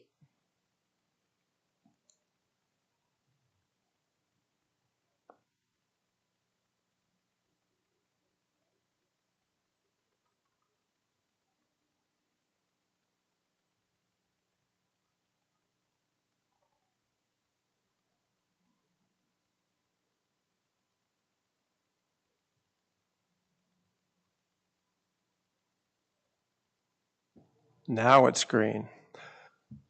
Start over. So good morning, Board Chair Irvin, members of the board, and of course our student representatives. Glad to be with you again tonight. You recall that I was here a few weeks ago when we started this journey of community conversations. Dr. Dosana alluded to some of that work in his report. You'll see Thor showing some slides we took in the first three that we've done at Bridgeport Elementary and Tualatin Middle School. Last week we were at Tualatin High School, and then we're going to finish up this Wednesday at Tigard High School. Really appreciate how we've been able to have board members there, which I think is really important. And I really want to thank my colleagues from Herod, and in particular principals who've come and have helped facilitate our small group discussions that have been part of the program. I recall very distinctly when Dr. Udo asked Lisa Burton and I to come in and talk about doing this, and he was very insistent that part of the process be these small group discussions. And for most of my adult life, I've been doing interviews with people, generally one-on-one, and it's not as easy as it sounds, but it's particularly hard to do interviews with a lot of people. And so I've been really happily surprised at how well that's turned out, how our facilitators have been able to capture impressions from the people who've come to these meetings. And in a minute, I'm going to share with you some of the initial impressions that we've received. I'd like to note that it's really important to celebrate and acknowledge as part of this process the things that we're doing well, and give credit where it's due for all the hard work that goes on at the school site level. But the road to anywhere is paved with rocks, and I think it's also important to, as we're walking this path together, if people have got some pebbles in their shoes, to kind of pull them out and hold them up and examine them together and figure out how we can do things better. So it's a great opportunity as part of this process to hear from our constituents. And work together to figure out, how we can do even better. So with that said, if you take a look at the written report I've given you, one of the things that came through when we asked a single question, which is help us prioritize what's important to you, and we gave 6 possible buckets. I didn't include the percentages on these because they're still preliminary and we have one yet to go, but safety was way, way up there. Not surprising for everything that we know what's going on in the world today. But it definitely rose right to the top. Class size was also of great importance to the people who answered that question. And then in order, it went to specialized learning opportunities like IB and CTE, a sense of belonging, extracurricular activities, and then the 6 priorities set by the folks who took this question. Athletics was it for them. We went through these small group discussions. There were 4 questions that we asked people to consider. We gave them 9 minutes each to do so. And they were, what is TTSD doing well to serve our students? What could we be doing better? What are your dreams for the district? And what else should we be looking at? And as you'll note in my report, I appreciate how Dr. An and her AI assistant, who has a name that I don't recall, but it's someone who helps her out with these kind of difficult things, was able to look at our responses from the first 3 and pull together some themes that I've shared with you again in writing, but I'll go through a few of them. In terms of perceived strengths, programs and student engagements came through, particularly two-way immersion programs, safety and discipline, including, and as you heard tonight, just a few minutes ago, we've got parents who are saying they appreciate our new cell phone policy. Parents told us they appreciate what we're doing as far as communication. They talked about inclusivity and equity initiatives that we're involved in. And they said they appreciate the dedication of our staff. In terms of areas they're looking for improvement, they mentioned looking for more academic support and advanced programming. We talked about, again, that class size arose again as an issue. Safety and behavioral concerns. Again, safety's right in job one for us as a district, and it's obviously a huge concern for our parents. Equitable resource allocation. And the way this was expressed is that some of our parents are perceiving disparities in that Title I schools are receiving certain supports and those non-Title I schools aren't. They talked about improving communication. So on the one hand, they're saying communication's a strength. Not surprising. I work in the communication field, and they're perceiving that communication needs to get better. I think those are probably both very, very valid. As far as aspirations, they've talked about enhancing life skills and real-world preparation, and that was expressed as CTE, which is career and technical education, increasing mental health and social-emotional supports, more inclusive family engagement, and many of the parents there expressed hopes that a district will continue to celebrate diversity and representation for students with disabilities.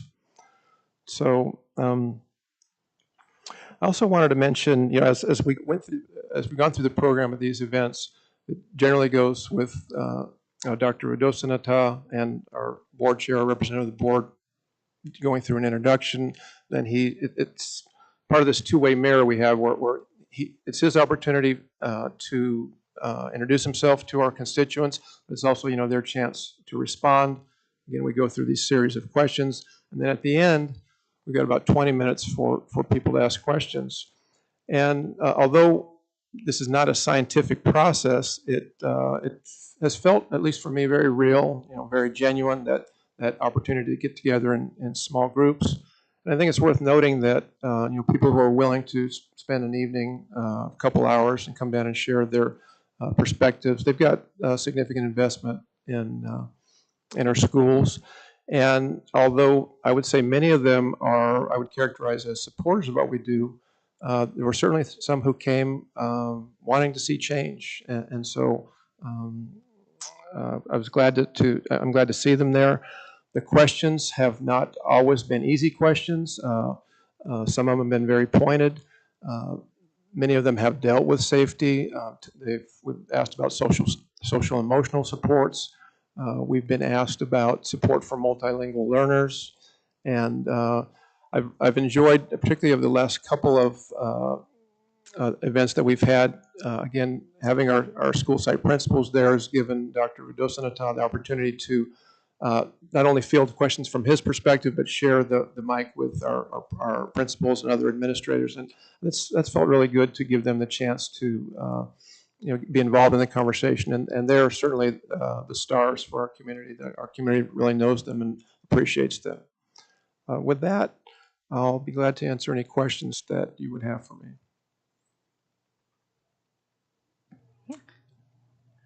Thank you. Hi, Fran. I don't have any questions. But I went to the one at Tualatin, and looking at the pictures, it looks like they've all been really well attended, which is wonderful. I just wanted to note that looking at the community aspirations here, it looks like the community aspirations are our district's aspirations, and these are things that we hear about in our board meetings all the time from our administrators and our staff about working to and writing grants for and really wrapping in these programs about increased mental health and inclusive family engagement and equity and diversity initiatives. All of these things we hear about from our staff all the time about how hard we're working to do these, and so it's so gratifying to see that what the community wants us to work toward is what we are working toward.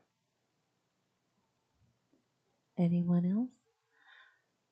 I would just add, having been to 2 of the 3, it really has been a really rich opportunity for, again, people with all differing views on all of the different things to really just sit down and truly, like when you break bread together, you can't really be mad for long. And so we are having a meal, and we are really having that dialogue. And I think, to your point, having those principles at all the tables, they do get some of that and like very instant response and feedback from people that are in it every day. And so it might not be at their child's school or even grade band, but it has been, I've seen it, and I've kind of walked around a couple of other tables, but really there was something really thoughtful about when people were hearing new information or getting those questions answered from the folks at the table, to really have maybe not a full perspective shift, and we're not asking anyone to do that, but really take to account what is maybe happening that they're not seeing on the day-to-day, and getting that administrator perspective, or here's the things that we don't necessarily communicate out to everybody, but this is what internally is happening when X, Y, and Z happens, and this is the reason why. And so I think for so many people, especially around the safety pieces, some of that is really being able to understand the why. And we knew that from last year, is that there are certain things we can share, can't share. This is the process. And so I think it's giving a really small, low risk opportunity for people to hear the why of a lot of what we do. And I think that's been really powerful, and have left feeling really connected with a lot of people that I don't necessarily think came in already feeling connected. And they got some connections, and also feeling heard, which I think ultimately is what we want, because now we can make some of these shifts. To Dr. Miles' point, we can really tie in, which I thought the same thing, a lot of these tie right into our strategic plan. And so how are we continuing to look at programs and initiatives that are already doing the work we want to do, and are this really clear through line for what the community is wanting to see? And so that was very cool. I wish there was a way to make it happen for everybody, right? Because to your point, when we're sitting there in a small group and there's somebody who is an expert, or who is somebody from the district, kind of dispelling those misconceptions or giving more information of what is happening behind the scenes, it really opens up a great dialogue, and a great conversations are had. When I was with a group, there was all sorts of misconceptions, and I was trying to clear them up, and it just led to those rich conversations. And like you said, not maybe changing those people's minds, but letting them know like what actually is happening. And so with that, it would be amazing if it could be done at a mass level. I don't know how that would be done, but like just have that information be permeated throughout the district, because those conversations were really great for me and for those people at the table.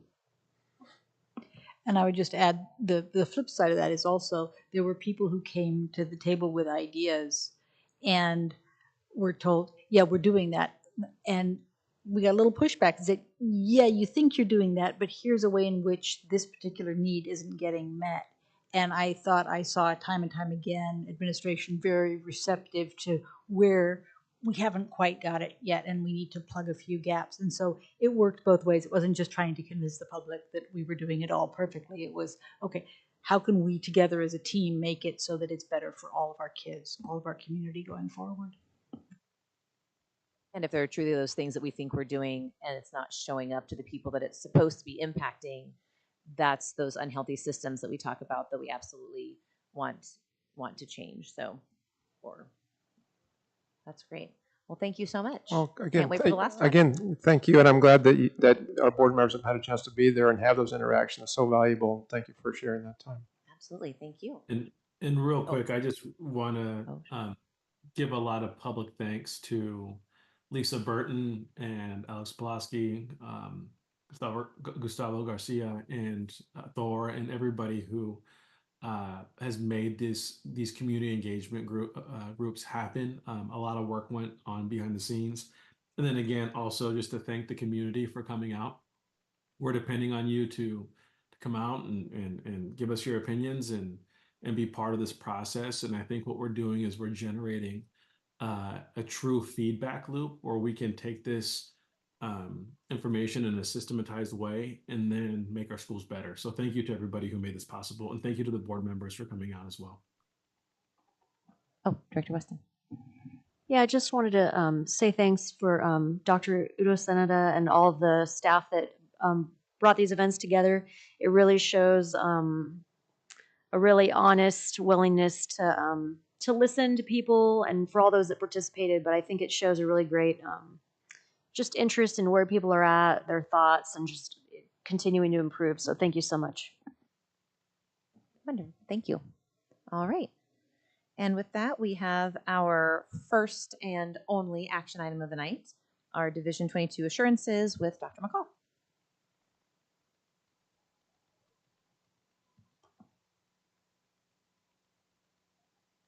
Hey, our last report tonight. So I'm going to give you just an overview of our Division 22 standards and assurance, as well as tell you about compliance to those standards. Next slide. One more. So for Division 22, what it is a set of standards from Oregon administrative rules that guide elementary and secondary education across the state. And these rules, they help to ensure consistent educational practices in Oregon's public schools. And the rules, what they do is outline the minimum requirements that all school districts must meet as defined by Oregon legislation and the Oregon Department of Education. It also reflects ongoing legislative changes to ensure that schools align with the most current requirements. And by meeting the Division 22 standards, districts can ensure that every student receives the baseline of service that meets the state's mandated standards. However, just to note that these rules do not encompass everything the school or district does to meet the unique needs of students and staff.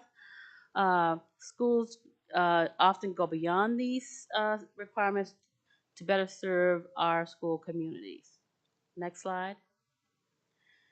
So Division 22 includes over 50 individual rules that guide school districts' operations and performance. And these rules are organized into four categories: teaching and learning, health and safety, district performance and accountability, human resources, and staffing. And within a major category, there are also, as you can see here, several additional categories to address specific requirements. So in total, there are 60 rules that districts must comply with to ensure that they're meeting state requirements or standards. Next slide. And as you can see in this next slide here, that there is examples of specific rules that fall into each of the categories. For example, there is required instructional time, credit options, identification of tags for students. Next slide. So what happens if a district is out of compliance? So districts create we call a corrective action plan, which is reviewed and either approved or rejected by the Department of Education. If it's not approved, which is ODE, they will offer some technical assistance and support to to help us revise a plan. After approval, the Oregon Department of Education may provide some continued support as needed. And then there's a timeline for corrective actions, which must be completed by the start of the next school year. And then failure to comply may result in ODE withholding a portion of the district's state school fund. Next slide. So this report for the 2023-24 school year, we make this report in the fall for the previous school year so that we can report accurately. So there are some rules on which we can't say until we complete it at the end of the school year. For example, meeting instructional time requirements. We also may have a plan that our schedule that we be in compliance, but it's possible due to things such as maybe weather, other unforeseen circumstances that we end up not meeting in a rule. But at the same time, we're responsible for using this report in real time as an opportunity to review requirements for the current school year and also to ensure that we're meeting compliance requirements or have a plan on how we plan to correct any deficiencies. Next slide. So waivers for the 2023-24 school year. Last year and this year, there were two requirements that have been waived. The first was Section 3 under the Assessment of Essential Skills Rule, which outlines assessment requirements for graduation. It has been waived for graduates starting back in 2020, and this waiver will remain in place through the end of the 2027-28 school year. However, Section 2 of the Essential Skills Rule, that's the local performance assessment requirement, is still in effect, and districts are required to report their compliance with this section. And additionally, that the requirements for districts to have a policy on whether English language learners can demonstrate proficiency in essential skills assessment using their native language has also been waived. Next slide. So rules for revision in 2023-24 for health services. The new requirements were adopted in June of 2023, and also OAR for menstrual dignity for students that was adopted in October 2023. This was the first time that districts are reporting on compliance with this rule. which requires free and accessible menstrual products in every school bathroom, K through 12, and also includes instructions on how to use the products within the bathroom. And again, that was adopted in October 2023. Next slide. So districts report on compliance. In our district, we are in compliance with 59 out of 60 areas. We were only out of compliance with one rule, and that is ORA, the rule around assessment of essential skills. And so with the waiver of both the essential skills and the local performance following COVID-19 during the pandemic, we still have yet to standardize the implementation across our district. But what our corrective plan includes is our district assessment and instructional teams working together over this year to ensure that we will be in full compliance at the end of this year in order to be ready for the 2025-26 school year. And really what that is us providing performance tasks and ODE approved rubrics to assess depth of knowledge in specific areas such as writing and science. Next slide. So we're working on Division 22 for compliance for the 2024-25 school year.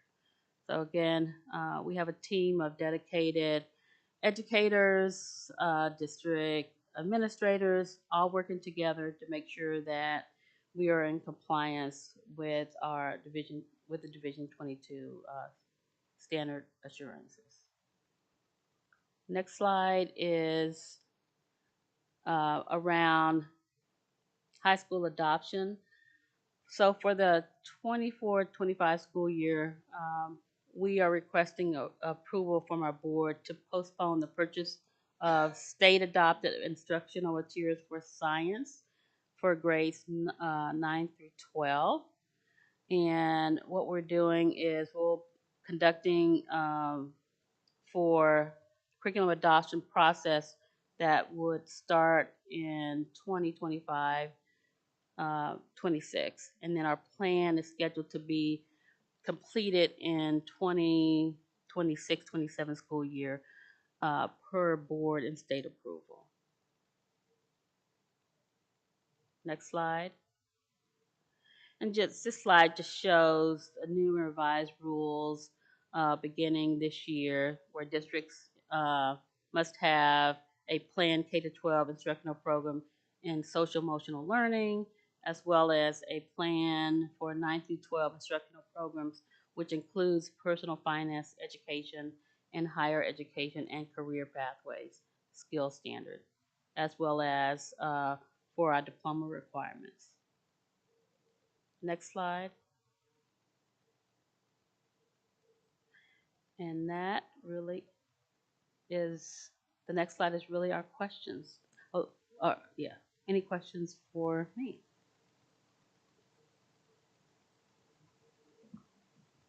Questions, thoughts? Dr. Weston? So it sounds like we'll be back in compliance with at least the local skills testing, but it frankly kind of disturbs me that we would ever have been out of compliance with that. And then I think that the other skills testing was a statewide thing that was waived due to the pandemic. Is that right? Yes. Back in 2020. Right. It just puts me really ill at ease. Like here we are several years later with that still not there. So, yeah. Director Weston, sorry. Yeah, what it was a 2 years ago was when they permanently ended the essential skills requirement, and the LPA was part of essential skills. And so what it was a 1-year misunderstanding of what was and wasn't required to be administered. And so the ODE did not hold us accountable, because I think that's something that's happened with other districts as well. So we do have a plan to be back in compliance. And we also have other methods of assessing our students. And so we've shared some of those with you publicly. But again, that was a misunderstanding that we'll make sure doesn't happen again. I really appreciate that more detailed background on that, on kind of what that was looking like. And then the science curriculum, I know our assessments are not showing very high science achievement right now. So do we feel like our science curriculum is adequate, or is it just not feasible to adopt that? Or is there, I mean, it's concerning that we would postpone that given our science test scores are particularly low. So it does concern me. I don't know if there's some way that our current curriculum could deliver more that's not related. Like, are the test scores not because of the curriculum? Maybe they're explained from something else, but just cause for concern, because, you know, some of our kids graduate every year with or without whatever we could have given them. Really quickly to that, I would just add, there were the new science curriculum list, and I think it mentions it on here, and I just kind of know this from my teacher hat on, were really recently adopted and changed. And so part of it is wanting to, and we probably will need, I think to your point, what are those stop gaps, and are those adding additions to what we're doing in the classroom in the meantime. But it wasn't prudent, and it wouldn't have made a lot of sense to start the process and then have a whole new list of options to run from, and then kind of have to start that again. And so, and again, that science, if we're looking, I mean, I think there's two things, right? There's what we are being tested on, particularly for science, which is only 3rd, 8th, and 11th grade. But then what we ultimately just want kids to be leading with in terms of our scope and sequence and our standards for science, which are also fairly new. And so I think to that end, it made more sense to sort of wait, get the list, and then choose and start that process. And in the meantime, what can we do to better support the curriculum that we have so that we're not running that process twice? And I don't know if you remember, but when you and I were on the curriculum committee last year, maybe you weren't at this particular meeting, when we had this conversation about the fact that the science standards were going to be changing, and it made no sense to start buying curriculum to match the old standards. And so we would put it off a year. So we actually knew this was coming. Dr. Uno? Yeah, thank you. So I want to reassure you, Director Weston, that all of our science classes still meet something called NCES standards. And those are the national standards that make sure that if a student is taking an animal behaviors class, it's meets the criteria to earn credit towards a high school diploma, or biology, or whatever it might be. And the challenge with the curriculum adoptions is there's a cycle, and sometimes the state rolls out new standards in a sequence where financially it's difficult for departments to, or for districts to keep up with the cycle. And so you might be out of cycle for a year, and you might be out of compliance. And then what our responsibility to do if we're out of compliance is go to ODE and communicate why we're out of compliance. And most of the time it's for a financial reason, and then have a plan to get back in compliance. But we do have a baseline of standard, and we have high standards as well, especially in the secondary. For instance, we have a lot of IB and AP classes, and then programming, which is national or internationally normed. And then we have is our classes that lead up to that scaffold towards students having success in those areas. And the one thing I'd say about our IB classes, which I'm pretty proud of, is that we have one of the highest chemistry passing rates, which is almost unheard of because that's very difficult. So we have some areas to celebrate, but then again, we also don't want to ever be out of compliance, but it does happen sometimes. Yeah. So thank you. That makes a lot of sense. I also want to add, I've personally seen some very well done science classes and curriculum, especially at our high school level. And so, I mean, sometimes our test results don't really make sense. Seeing some of what we offer and where some of our young people are struggling.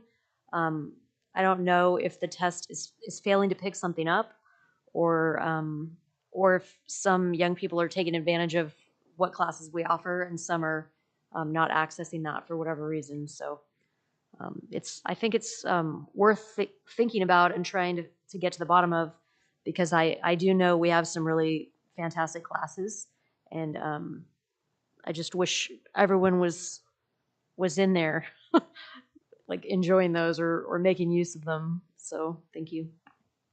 And I would say too that I think all that is true, and that's not always going to make that direct correlation if then kind of what the testing part is that OSAS state testing, because we are an opt-out state. And so that in and itself, particularly with 11th graders, if we're looking at those higher level science classes, there's a big portion of our kiddos that or families that will opt out. And so we are not getting, to your point, that clear picture of sort of how, like, that through line between the classes that we're offering and maybe what they would be doing on that science test. And so I think that's another thing to keep in mind, sort of as we're looking, like, what other assessment tools are we using to find out, A, what's going really well, and then do we still have those gaps. But I think that those are always tricky to make, particularly in Oregon, where we don't have 95, which is the hope that ODE wants of our students, 95% of our students taking those end of year assessments. Anyway, Vice Chair.